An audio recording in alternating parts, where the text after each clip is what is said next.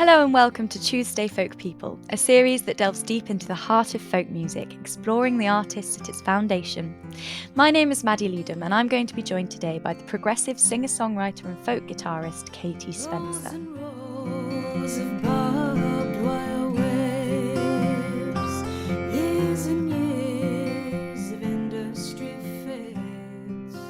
With two albums under her belt, Weather Beaten, released in 2019, and The Edge of the Land, released in May of this year, East Yorkshire raised Katie as a celebrated singer-songwriter.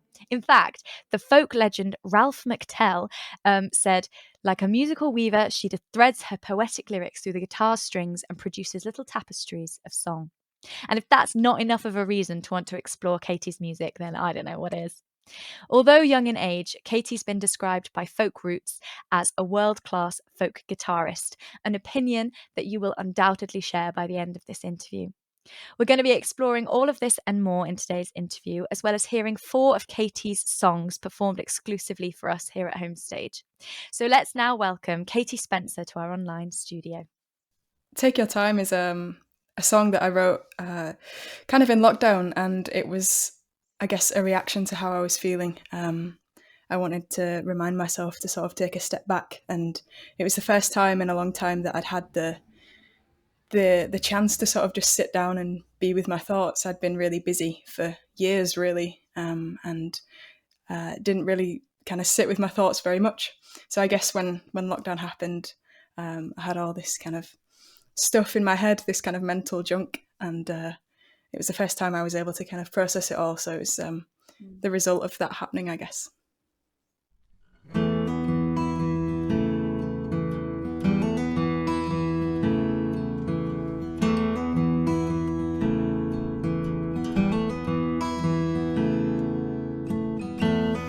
Through the fingers of the dawn slips a new light with children reborn.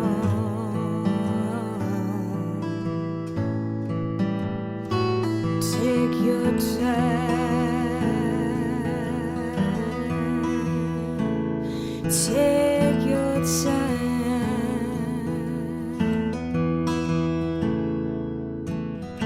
Seasons come, people grow, wounds heal, so deep and long.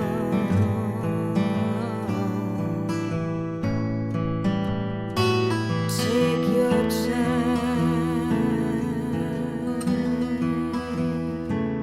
Take your time.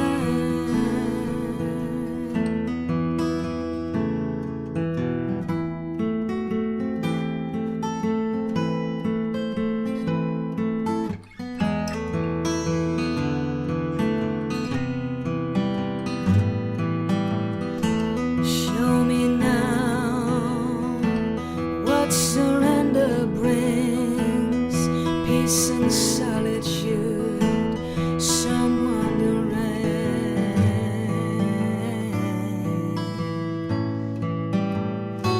Take your time. Take your time.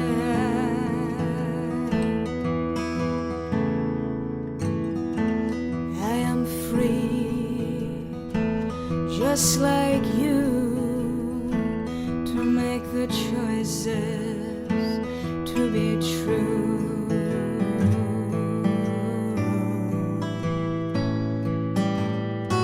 Take your time.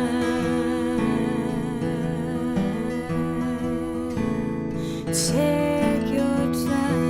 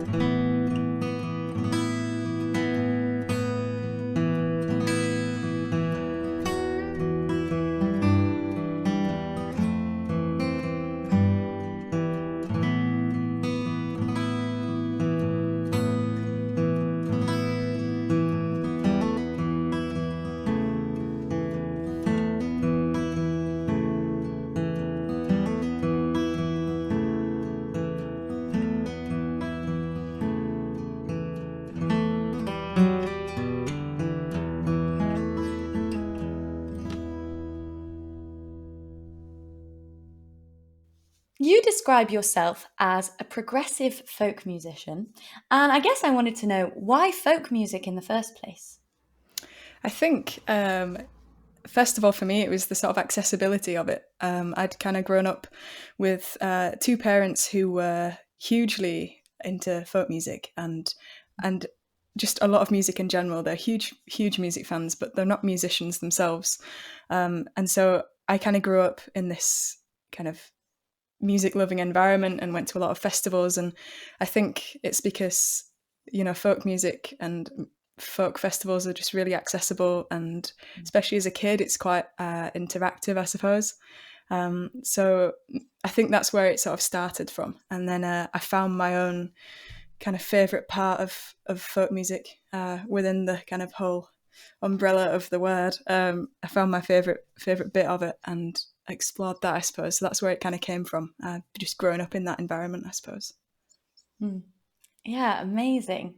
And the thing that you're most known for is being an incredible guitarist. And I wanted to explore what is your style of guitar that you perform. Thank you. That's really kind. Well, I'm a huge fan of that kind of late 60s folk revival.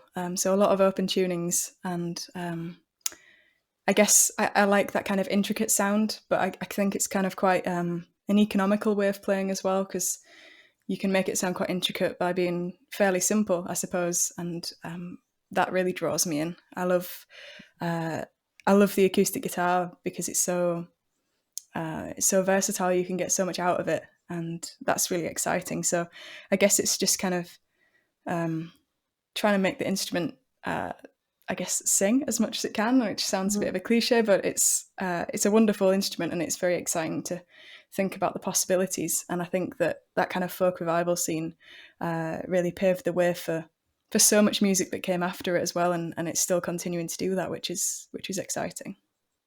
So exciting. And one thing I get from you playing the guitar, every time I watch you do it, it looks super easy when you do it. And I'm like, wow, I could do that. And then I have a go. And as you said, you make the guitar sing and I can't. I mean, I'm not a guitarist, so that's probably why. But still, you just have this ability to make it look really easy. And I think that is like a sign of a good instrumentalist if they can do that with their instrument. And how did you get playing the guitar in the first place? What made you choose that instrument? Well, I guess it goes back to that kind of accessibility thing again, which I'm incredibly lucky to say that my dad had a guitar hanging around in the house, which he didn't play. It was just I think like many households, they kind of have a guitar as an ornament in the living room. And I was very lucky to have that lying there. And one day I just kind of walked past it, picked it up, and just started to kind of teach myself how to play different kind of popular riffs and all that kind of stuff, and then began to kind of I guess write songs from there and kind of teach myself how to play. And it was kind of exciting to start hearing myself kind of playing the music I wanted to hear, which was really nice and encouraging. So yeah, I was lucky enough to just have this accessible kind of instrument there for me, and since then I've completely fallen in love with it. It's not just because it was there that I'm playing it; it's because I love it too. So yeah, that was where it sort of started from. Has it taken a lot of work to get to where you are today? Well, yeah, I guess so, but it's not felt like that at all. It's something that I really love doing, and I've spent hours and hours at. And especially when I first started playing, I would just be constantly playing it. It would be constantly in my hands, and I'd be watching TV and kind of playing all the time for hours and hours and hours. And yeah, it's such an exciting time, and it's nice to kind of, I guess with anything you have kind of peaks and troughs, and I still have those moments when I feel like I'm really kind of discovering something huge for the first time when I'm playing guitar, and that's really exciting. And I think hopefully that'll carry on happening for the rest of my life. But yeah, it's a wonderful thing, and yeah, it's never kind of felt like work because I feel so drawn to it. And yeah, but of course, I've got to put the hours in as well. Yeah, but if you love it, then as you said, you just don't notice, and that's you're so lucky to have that. And who would you say are your guitar influences or heroes? Yeah, well, I suppose as a musician, John Martin has been my kind of main man for a few years. I discovered his music shortly after I'd started playing guitar when I was about 16, and just the kind of energy that he brought to the guitar and the atmosphere that he created with his music was, it really drew me in.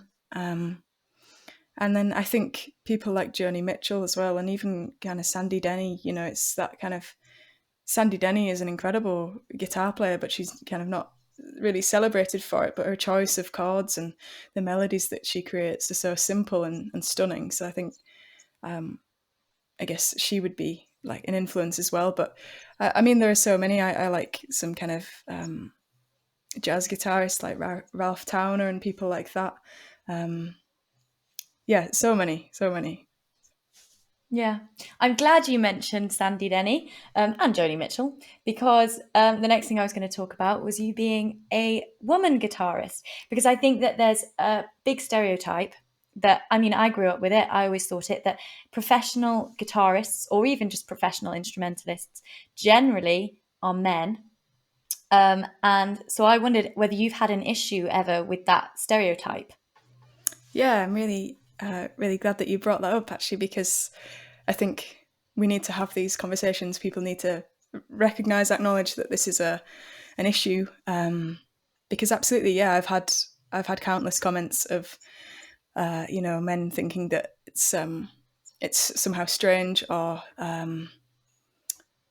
weird that I'm a woman playing guitar. And I've had it more than once, this comment of, oh, you play guitar like a man, and it's a wild concept. Yeah.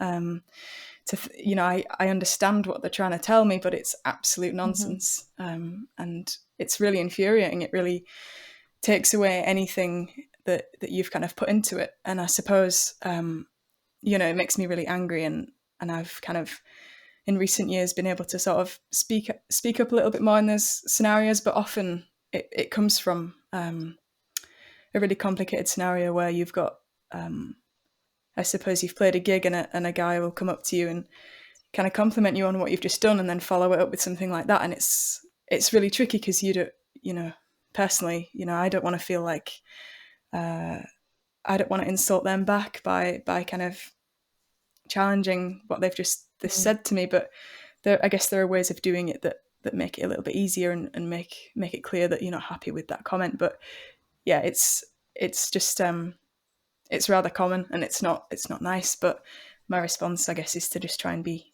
better at playing guitar as well. It makes me want to show them that actually, you can do this and you can be a woman and kind of play well. But it's an important conversation to have, I think. Because it's not really that fair, because it's almost like I feel like if that was a male performer, they would be being judged on their skill completely. No one would even think about their gender in any way, shape or form. But because you are a woman, they're not judging you on your skill necessarily. They are just immediately just thinking, oh wow, woman. And it's patronizing.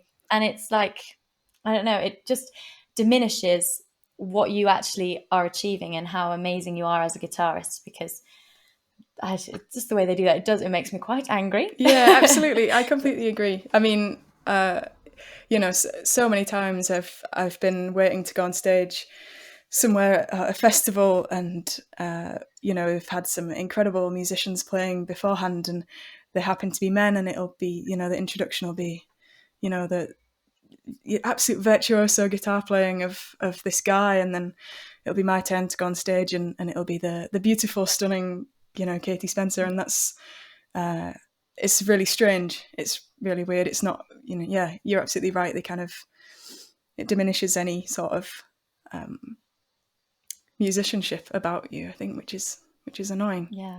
But I guess the best way to kind of change attitudes on this is to do exactly what you're doing, as you said, to get better and to keep going out, because soon it'll just be normalized. And I guess the more you do it, the more young women or even older women will get inspired to give it a go and do it, and then it'll just break down barriers. So basically, just by you performing, you're already just shifting lines, which is that would be amazing. great That would be a achievement. nice thing. Yeah, absolutely. It's exciting to think that, especially kind of young women would be inspired by that. I would, if I would love to know that happened. It'd be amazing.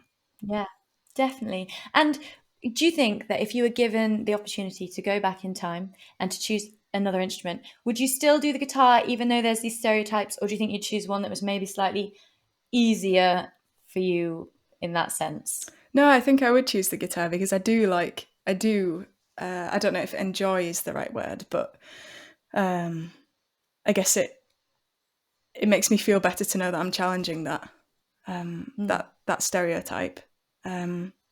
Absolutely, yeah. It's an important thing and it needs to change. And I don't think I would change my choice of instrument because of that. Brilliant. Well, on that note, that very nice note, let's go for our second song, which is Sweet and Gentle. Can you explain this song? Yeah, well, Sweet and Gentle was my first kind of exploration into open D tuning, open D minor, actually. And it was the first time I'd ever played in a kind of minor tuning, and it kind of brought out all of these different ideas for me, particularly kind of shifting between minor and major. And yeah, that was really exciting, and it kind of got me onto this kind of thought process of, inspiration. It's amazing that we all have inspiration, and kind of where does it come from? And I suppose it's sort of a sketch, kind of exploring that idea. So that's what the lyrics are about, and I think the guitar part sort of hopefully kind of mirrors that idea too.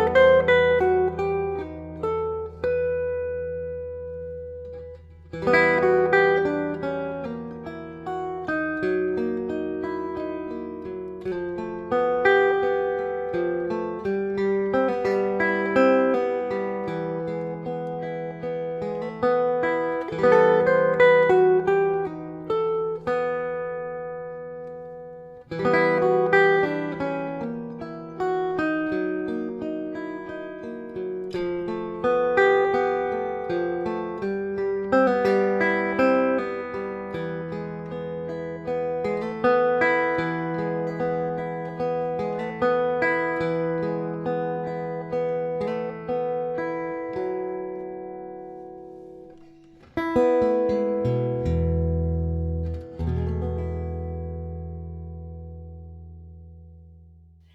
as we've just explored your guitar playing and how that's such a crucial part of your musicianship, the next thing I want to talk about is your songwriting. And the way that you got into songwriting is very much linked to your guitar playing. I think I'm going a very long way of saying this, but it was thanks to your guitar playing that you got into songwriting. Have I got that right? Absolutely, yeah.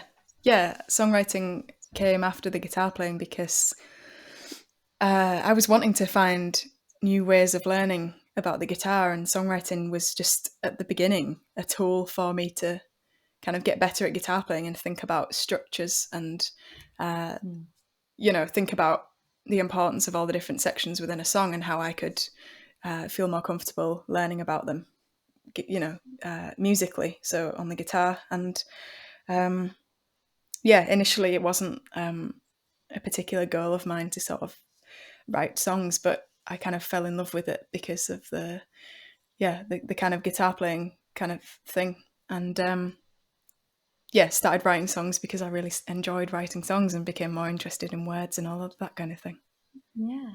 So with your songwriting, is your main focus then the guitar, or is that almost kind of just blended in with an interest with the other things as well, with the lyric writing, the melody writing, and all that kind of thing? Well, yeah, I mean, it's sort of different every time for me with writing songs, but largely it sort of begins with a guitar part. So I'll be playing around with a riff or something and just start kind of, most of the time I'll just play this riff and start kind of singing nonsense verse. It doesn't make any sense and it probably sounds horrendous. And then I'll sort of latch on to some kind of atmosphere or a lyric will come out that I like and I think I can use and kind of make it go somewhere. But it's, mainly triggered from the music that I'm playing. And then I'll go from there. But other times, I just sit down and I write a song without an instrument near me, and I really enjoy that, and I want to do that a lot more in future because it's something I've not done a great deal of. So. Yeah, absolutely. And would you say that sorry, I'm going very much on about your guitar playing, but I'm fascinated, that's why. But would you say that when you write songs, your voice and your guitar are almost like playing in duet with each other, or does it take the typical, it's your accompaniment as you sing? I think it would be more the kind of first option that you said. So I really like to think about how words sound in your mouth when you sing them, because they take on quite a different quality compared to when you just speak words. And I think that's why a lot of the time my songwriting comes from guitar playing and sort of singing nonsense verse, because I'm thinking about the sounds of the words and how they move through my mouth and how they kind of, I guess, play alongside the guitar. So using my voice as an instrument. And I think that probably comes from listening to John Martin a lot, I suppose, which is an obvious thing. There are a lot of people who are inspired by that. But it's certainly an instrument just as much as my guitar is. And I like thinking about that lyrically as well. How can the words be used as more of an instrument rather than just like a vehicle to sort of get a narrative over, I suppose. That's a nice idea, that it's an instrument too, and they're just playing together. Now, I love that. And with this process of songwriting where you kind of do nonsense and then just latch onto like a feeling or a vibe that you get from it, would you say then that all of your songs are quite different, or do you tend to look at similar themes within all of your songs? I think all of my songs are based on personal experience. I struggle to write something that's not kind of founded in my own experiences. So I guess that's why, and because it's coming from something very abstract, I guess it will naturally sort of fall into your own experiences. So yeah, it's largely just my own feelings and I guess the overall atmosphere of all of my songs is kind of an emotional thing, but maybe kind of it's coming from a different place. So it's kind of, I'm dealing with some emotions, but kind of funneling them through a landscape or something like that. So I suppose, yeah, I guess they're all fairly similar in terms of where they begin. Yeah. If that makes sense. Well, you've clearly succeeded with your songwriting ideas. You've kind of made a bit of a name for yourself as a songwriter because you host workshops, and namely you did one recently at Halsey Manor, which is like a folk music centre, isn't it? And you did one with Reg Muris, and it was like a songwriting week or something. Have I got that right? Yeah, that was wonderful. Yeah, so Reg Muros was hosting this workshop with Katie Whitehouse, and they're both really inspirational people, and it was such a treat that they asked me along to kind of just be there and help out, I suppose. And yeah, it was a wonderful experience. It was really special, and some great songs were written, and I think almost everyone kind of learned something. You know, I certainly learned from the people who were participating in the course as well, and it's just exciting to have the luxury of time and all these kind of creative brains in the same space for 5 days. It was really wonderful. In a beautiful manor house as well. That Yeah. must help with the creativity and everything. I really want to go. But is this a new thing, or have you done workshops before? I've done workshops before, but they've mainly just been in schools, which is a whole other thing, and it's really wonderful because sometimes, you know, this is the kind of first time some of the children have ever seen live music, never mind written a song. So it's exciting to think that you know, you're kind of enabling them. And I've had experiences before where I've kind of gone into a school and hosted a workshop 1 year and then returned to the same school the following year, and seen, you know, this particular time was at, in an all girls school, and two of the girls the following year had written, you know, a bunch of songs since in that gap. So that was just really special, and exactly why I kind of wanted to do the workshops in the first place. But the thing at Halsey was quite a different experience for me. It was a complete different range of experience and ability, I suppose, and the first time I'd kind of properly spent a few days with adults doing it, so it was really nice. Different adults and children. But I love that you do children's workshops in schools, because obviously there's this ongoing thing in folk music about getting young people involved, and there is no better way of doing it than actually being there and helping them do it practically. And also the fact that you've got some girls participating, like with everything that we talked about previously, you've inspired them and they've given it a go. So it pays off. Lovely. It nice. is a wonderful thought. Yeah, absolutely. Yeah. Amazing. So let's go for our third song now, which is Silence on the Hillside. Yeah, well, this song, this was another song that I kind of wrote during the pandemic, and I had grown up on the East Coast in Yorkshire and absolutely adore that landscape and the people there. But I moved to West Yorkshire, which is about 2.5 hours away from where I grew up. And the landscape here is so different. There are so many hills and the moors. It's really stunning in itself, but I really miss the kind of big skies and the sea of the place where I kind of grew up. And I moved here just at the start of the pandemic, really, just a couple of months before it really hit the UK. And I guess I was missing home quite a lot. And I used to walk up to the top of the hill just near where we live and look down into the valley every day and try and feel some kind of connection with the old landscape that I knew and that I loved, and feel connected to my family there when I couldn't see them. And I got really kind of enthralled with this idea of sort of looking down into the valley and thinking about all the different stories and the lives that were unfolding in all the houses below. And I guess this song is sort of me trying to document that moment in time and celebrate it for what it was at the time, but also remember that it was tricky too.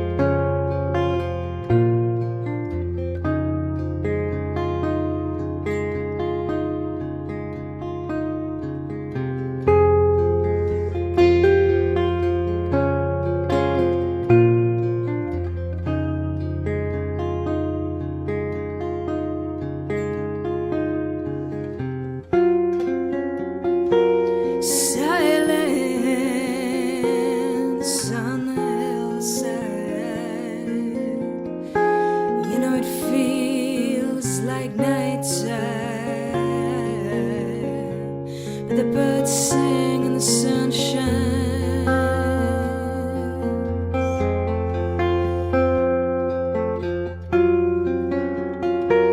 and it's deserted down in the valley, and people with family sharing quiet stories at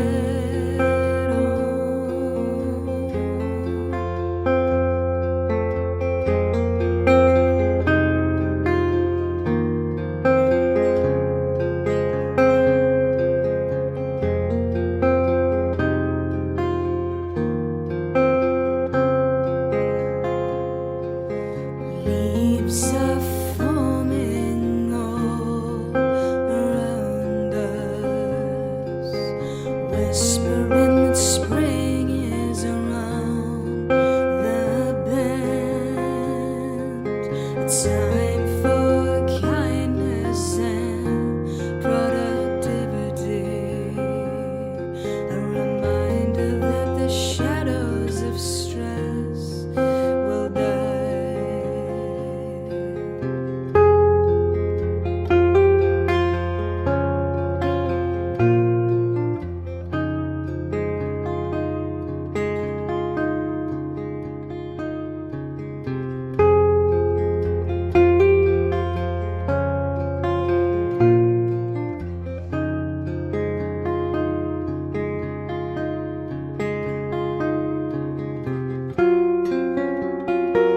Silence on the hillside, you know it feels like nighttime, but the birds still sing in the sunshine,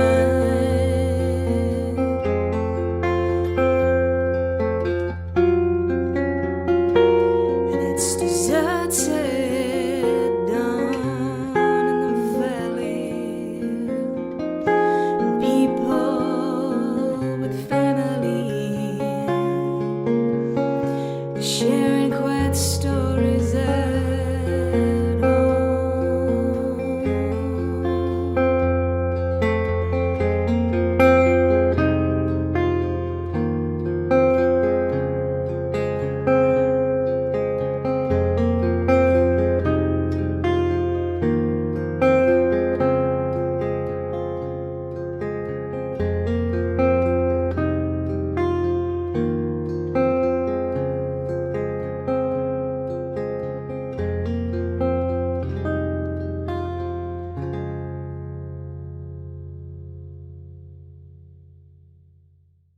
So you mentioned that you previously lived on the East Coast, and that is in the city of Hull. Have I got that right? That's right, yeah. Yeah. And what's the folk scene like over in Hull?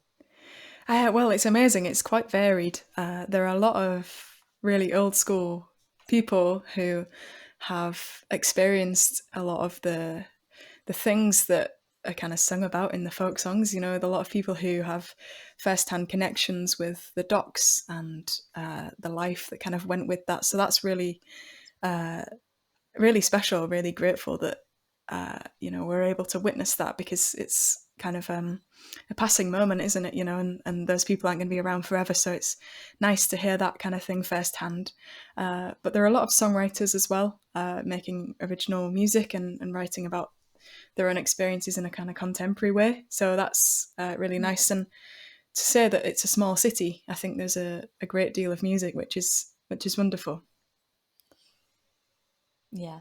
I was going to ask that. Do you think that the size of the city helps that folk scene a bit in that way? I don't know. Yeah, I think maybe it does, because and as well, kind of geographically, because it's on the edge and you don't really pass through it. It's nice that they've kind of curated this sort of I don't know. Everyone has a relationship with each other, I suppose, and everyone knows everyone else, either whether that's kind of firsthand or not. And it's nice, because there are some real kind of heroes of the local scene, and it's nice to know that they're there and they're kind of singing their songs.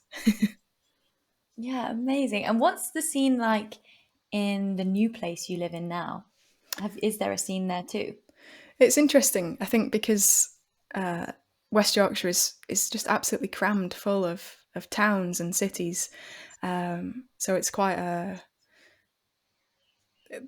sprawling, and so I think in some ways that makes it amazing because there are so many clubs in such a kind of small area. Because each town might have its own folk club, and that might only mean that it's kind of 10 miles away from the next one. So I guess that's wonderful. You could probably go out every night of the week around here and see some folk music, which is amazing. But I guess that can also have a negative impact because there's a lot of music happening, but you don't quite know where to go sometimes. But that's a good problem to have, I suppose. Yeah, that's true. It's better than having nothing. But of course, Hull, that was City of Culture, wasn't it? A few years back. Yeah, that's right. Yeah. Did that help the folk scene at all? Well, it's interesting. This is quite, I don't know, I guess a sore subject for some people. I mean, my opinion is that it was amazing in kind of changing people's perceptions of the city. Yeah.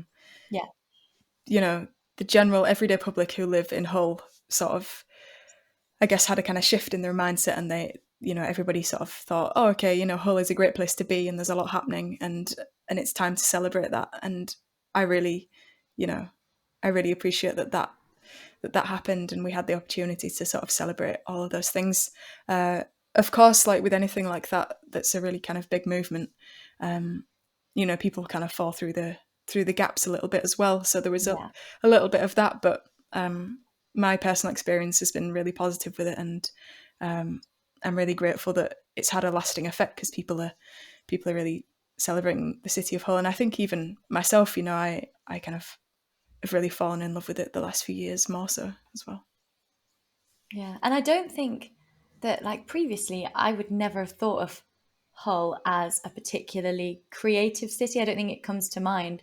Just like a lot of the smaller cities around, you just don't think, oh yeah, that'll be good for creativity. But then something like that happens and you're like, oh, hang on, there must be like this whole scene that you just don't know about. And it does kind of raise awareness for each city, which I think is quite important, so that you don't get like a stereotype of what you think it's going to be, and you do venture a bit further in your mindset. Yeah, absolutely. I think sometimes when I'm kind of going around the country and singing these songs about Hull, people come up to me afterwards and they're quite I guess dismissive almost, and they say, maybe I'm romanticizing it too much, but I mean, maybe I am, but I think it's a city worth celebrating, and I think people should go and have a look for themselves rather than thinking that it's like it was 40 years ago or whatever, because I love thinking about those years and how they really have shaped the city. The kind of strong industry is still very much felt there, but there's way more to it than that as well. So it's I think it's important that people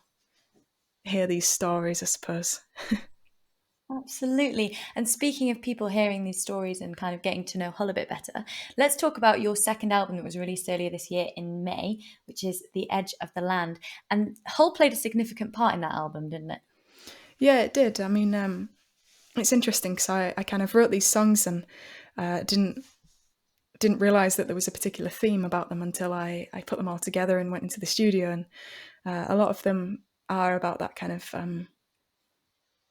I'm always wary about using the word nostalgia, but I guess, there's a lot of nostalgia linked to the songs, and maybe that was born out of that feeling of kind of being in lockdown and not able to sort of go back there and see the people and the landscape that I love. And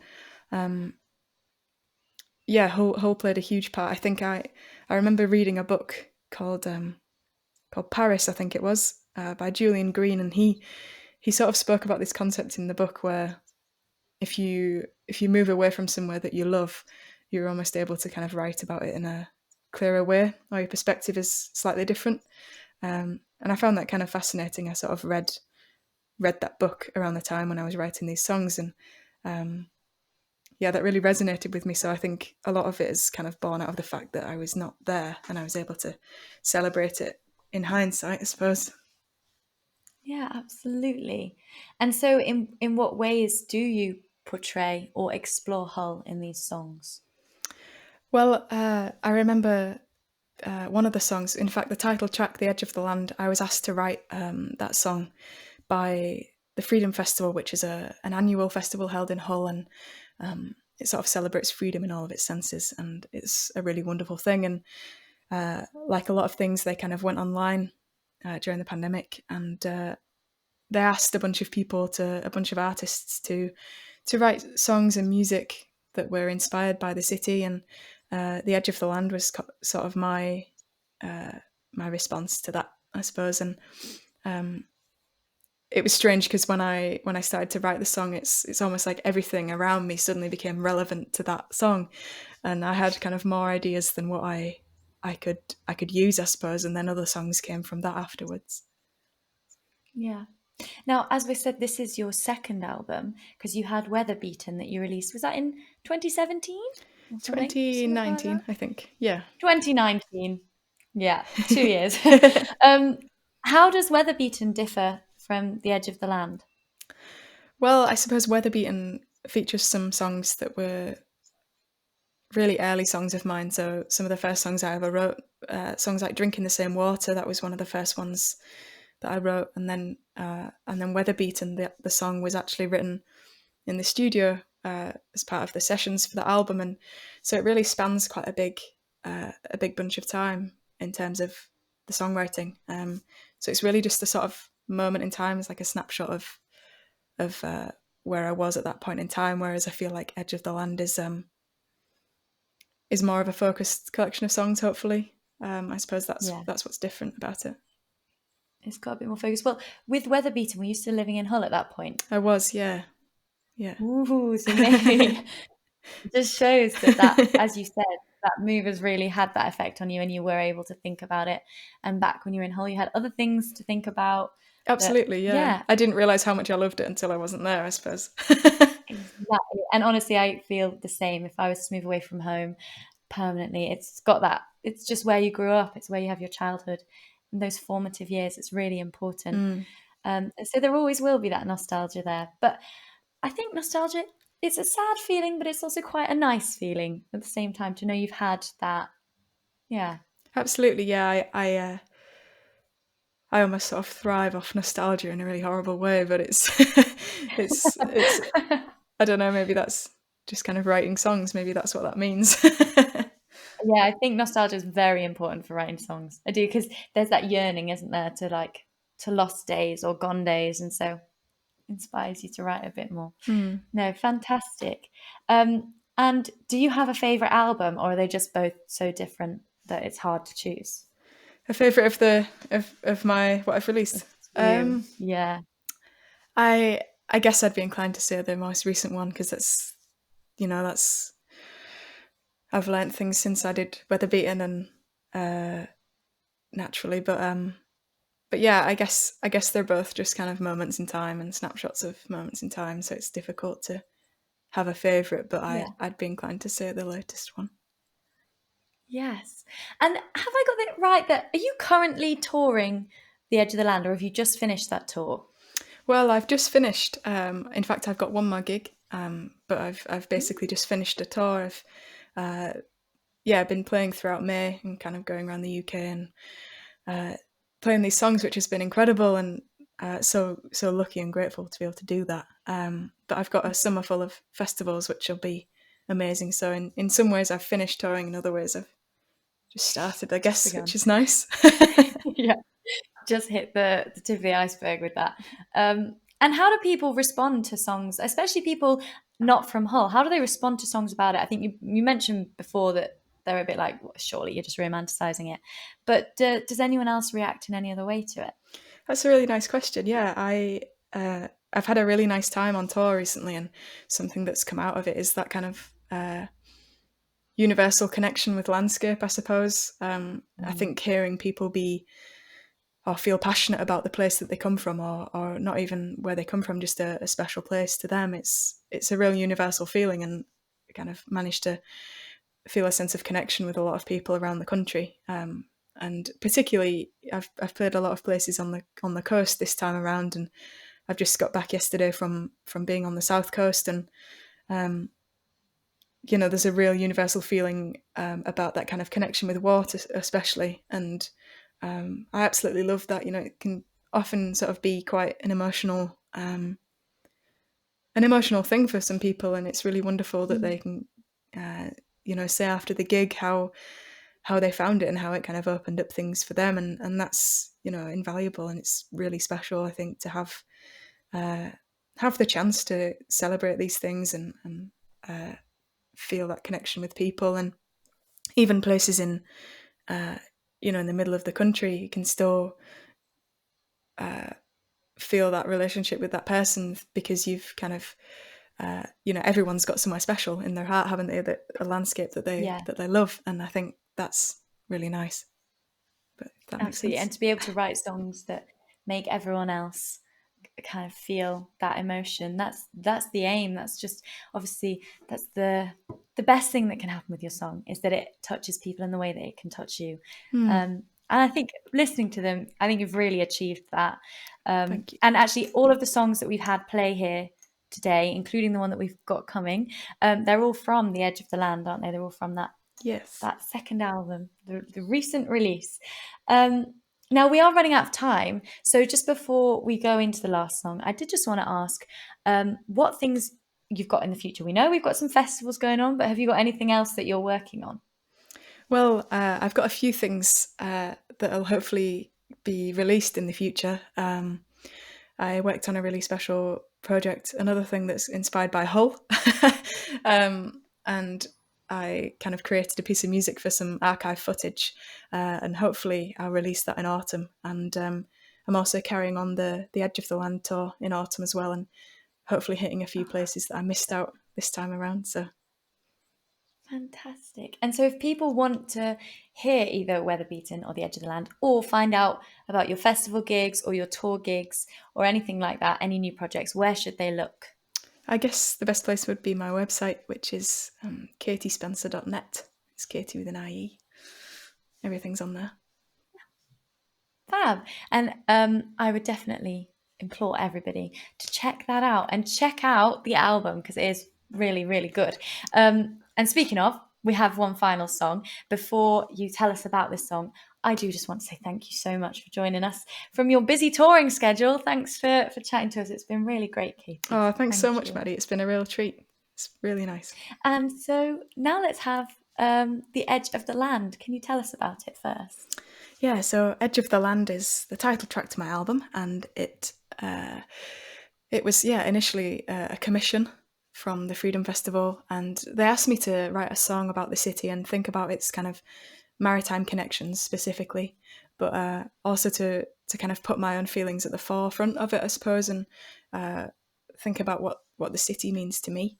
And I was kind of quite daunted by that at first, trying to fit in all of these kind of memories of the place into kind of 3.5 minutes of song. But it was a real treat to do, and I was really inspired by some photographs actually that I saw in a book called The Edge of the Land, and it was a collection of photographs by a woman called Faye Godwin, and she dedicated her life to sort of capturing the UK landscape in black and white. And there were a few photographs in this book that were of the East Coast and Spurn Point, which is the peninsula just above the River Humber. And I think looking at these photographs made me realise how the water not only kind of shapes the landscape, but it really kind of shapes the people who live there as well. So that was my sort of starting point with this song. Hopefully I've kind of captured that, but I was also trying to think about the past and the present and the future, and how it all is interlinked. So I guess that's what this is about.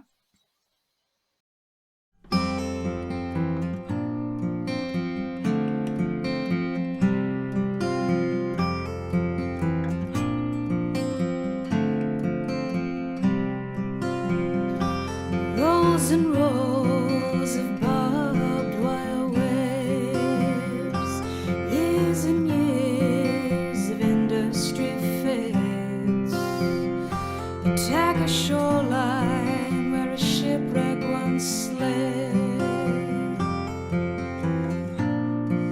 at the edge of the land.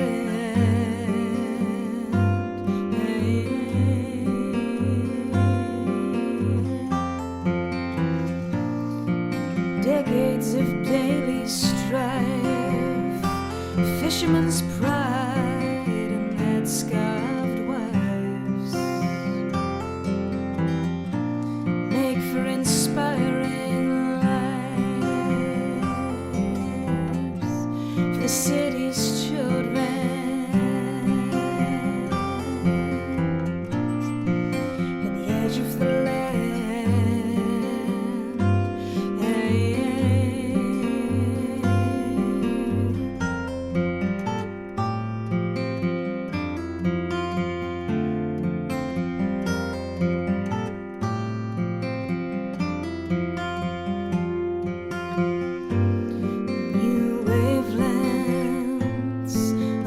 Sensations, the tide spins round and around once more. Departures, new arrivals, culture, it breathes at the shoreline.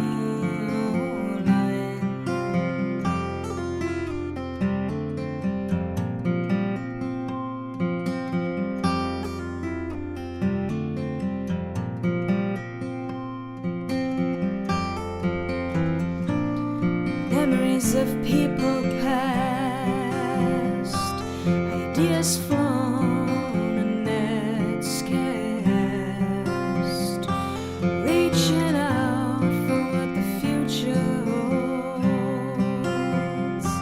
Grab it tight and don't let go.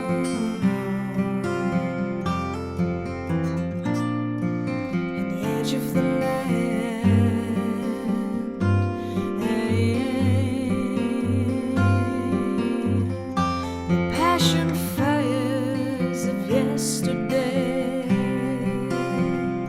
Still burn bright and can't be washed away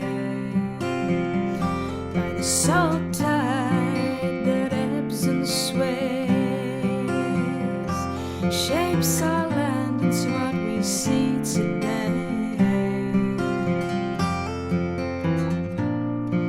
At the edge of the land.